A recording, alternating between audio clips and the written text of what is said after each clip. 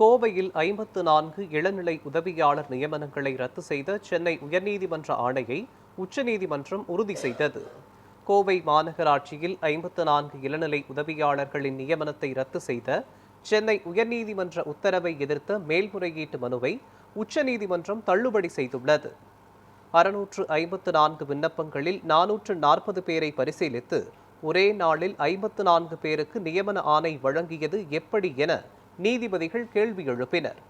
மேலும் பேப்பரில் மட்டும் விளம்பரம் வெளியிடப்பட்டதற்கும் தேர்விற்கான மதிப்பெண் விவரங்கள் இல்லாததற்கும் விளக்கம் கேட்ட நீதிபதிகள் நியமனங்களில் சட்ட விரோதமும் விதிமுறை மீறலும் இருப்பது உறுதியானது என்று தெரிவித்தனர்.